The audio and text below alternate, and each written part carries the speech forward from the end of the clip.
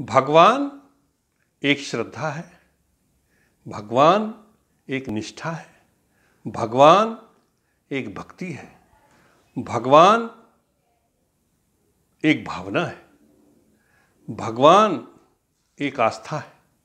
क्यों? क्योंकि जिसने हमें पैदा किया है, उत्पत्ति की है, पालन कर रहा है, वही उस प्रभु के प्रति कृतज्ञता व्यक्त करना, उसकी पूजा अर्चना करना, उसे नमन करना प्रत्येक मानव का धर्म है। महाशिवरात्रि क्यों मनाई जाती है? कितने कारण हैं? उसमें कई कारण हैं जो श्रद्धा और विश्वास और भावना के अनुरूप आपको उचित लगे आप कर सकते हैं, क्योंकि महाकवि तुलसीदास ने कहा है, जाकी रही भावना जैसी प्रभु मूरत देखी तिन तैसी।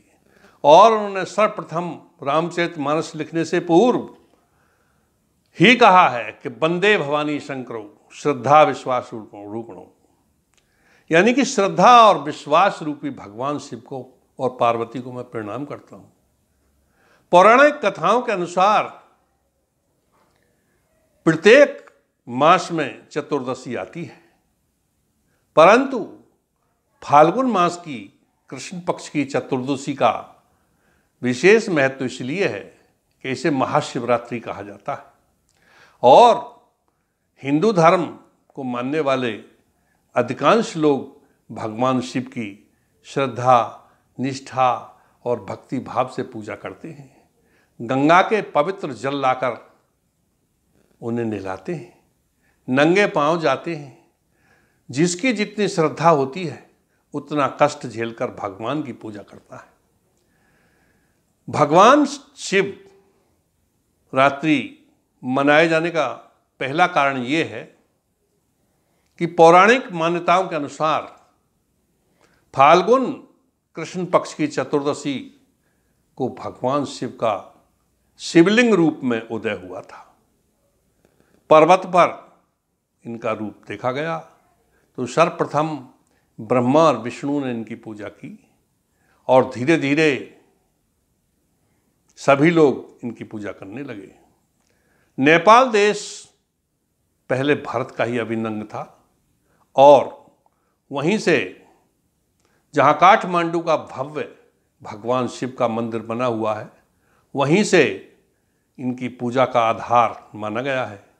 ऐसी एक मान्यता है कि काठमांडू में बने भगवान शिव के शिवलिंग को प्रकृति द्वारा ही उत्पन्न किया गया, यानी प्राकृतिक रूप से ही उदय हुआ। भारत में भी कई ऐसे स्थान हैं जहां शिवलिंग की उत्पत्ति स्वयं हुई है। इसीलिए आम जनता चमत्कार मानकर भी इनकी पूजा करती है। शिवलिंग को पवित्र गंगा जल से स्नान कराते हैं। श्रद्धा, निष्ठा, भावना के साथ बेलपत्र, फल, बेर और दूध इत्यादि से स्नान करके उनकी पूजा की जाती है। भगवान शिव की महाशिवरात्रि के विषय में एक पौराणिक कथा ये भी आती है कि महाशिवरात्रि के दिन ही भगवान शिव और पार्वती का विवाह हुआ था।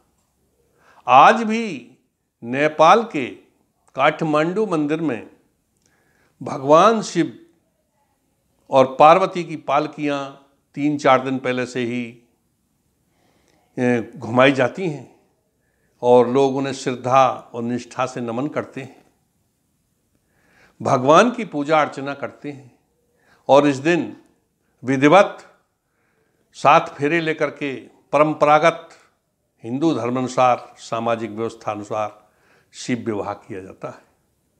तदुपरांत पूजा की जाती है, भगवान को भोग लगाया जाता है और सभी भक्त भी प्रसाद ग्रहण करते हैं। ऐसी परंपरा वहाँ भी है। और भारतवर्ष के जो प्रसिद्ध मंदिर हैं, जैसे मेरठ में महादेवपुरा मंदिर, बरासू शिव मंदिर और अनेकों अनेक स्थानों पर भव्य शिव के मंदिरों में पूजा अर्चना की जाती है। आस्था और श्रद्धा के साथ भगवान के प्रति कृतज्ञता व्यक्त की जाती है। तीसरा कारण, पौराणिक कथाओं के अनुसार ही भगवान शिव को प्रकृति का भी देव माना गया है, अर्थात सत्यम शिवम सुंदरम, सत्य ही शिव है, शिव ही सुंदर है और शिव ही रूप भगवान रूप है। भगवान शब्द पंच तत्व के लिए आया है और भगवान शिव को पंच तत्व का देव माना गया है। भगवान शब्द में जो अक्षर हैं, भैस्य भूमि, गैस्य गगन, वैस्य वायु, ऐसे अग्नि, नैसे नीर, यानी पंच तत्व। तुलसीदास के शब्दों में छित जल पावक गगन समीरा, पंच रचे ये अधम शरीरा। प्रत्येक प्राणी की उत्पत्ति इन पांच तत्व के सामंजस्य से, इनके उपस्थित होने से हुई। सूर्य से पृथ्वी टूटकर बनी, पृथ्वी पर ऐसा वातावरण और माहौल बना कि वायु पैदा हुई, जल पैदा हुआ, अग्नि पैदा हुई, सभी तत्व पैदा हुए और इन पांच तत्वों से प्राणी की रचना हुई। इन्हीं में से इनसे ही उत्पत्ति होती है और इनमें ही विलय होता है। लोक कल्याणकारी प्रकृति के देव भगवान शिव को प्रकृति का प्रतिनिधि या देवता माना गया है। वैसे भी भगवान शिव ने लोक कल्याणकारी कई कार्य किए, जिसमें प्रसिद्ध कार्य ये है कि देवता और दैत्यों में एक बार युद्ध हुआ। देवता का मतलब अच्छे लोग थे समाज में और दैत्यों का मतलब था खराब लोग थे। आज भी हैं, पहले भी थे और आगे भी रहेंगे।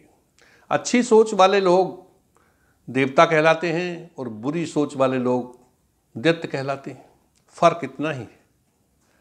तो जब उनमें संग्राम हुआ, देवता बार बार हार जाते थे। देवता अपने गुरु बृहस्पति के पास गए, कहा महाराज हम बार बार हार जाते हैं, क्या करें? कि चलो विष्णु जी के पास चलते हैं। विष्णु जी ने कहा कि भाई समुद्र मंथन करो और उससे जो रत्न प्राप्त हो, अमृत निकलेगा, अमृत पीकर तुम अमर हो जाना।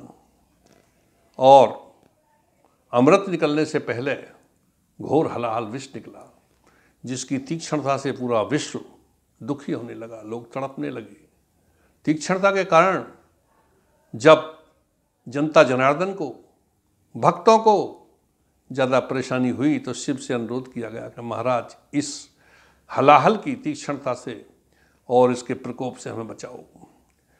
तो भगवान शिव ने उसे अपने कंठ में रख लिया, कंठ नीला पड़ गया, नीलकंठ कहलाए, परंतु लोक कल्याण किया। और उस दिन के बाद और तो सभी देव रहे, उन्हें महादेव का पद दे दिया गया। क्यों? कि महादेव वही होता है जो महान त्याग करता है, महान भावना होती है, महान रक्षा की भावना होती है। समाज का रक्षक सदैव देवता कहलाता है। तो इस प्रकार भगवान शिव की पूजा का, महाशिवरात्रि के पूजन का तीसरा कारण ये भी है। लोक कल्याणकारी देवता सदैव समाज के हित के लिए ही उत्पन्न होते हैं। उनका उदय ही समाज कल्याण को होता है। उनकी भावना प्रत्येक प्राणी में होती है। वो चाहते हैं कि हर प्राणी जीवित रहे, हर प्राणी सुखी रहे, और इसीलिए वो उन्हें भगवान का दर्जा दिया जाता है। वो नश्वर नहीं होते, वो ईश्वर माने जाते हैं, वो शक्ति माने जाते हैं और शक्ति की सदैव पूजा होती आई है। इसीलिए महाशिवरात्रि भगवान की पूजा अर्चना का एक पर्व है, त्योहार है, जिसमें हमारे भारतवर्ष के हिंदुओं की ही नहीं अपितु जितने भी विश्व में हिंदू राष्ट्र हैं सभी की श्रद्धा, निष्ठा, भावना, भक्ति भगवान शिव से जुड़ी हुई है। इसीलिए बोला भगवान शिव की जय, कल्याणकारी देव की जय। जय हिंद, जय भारत।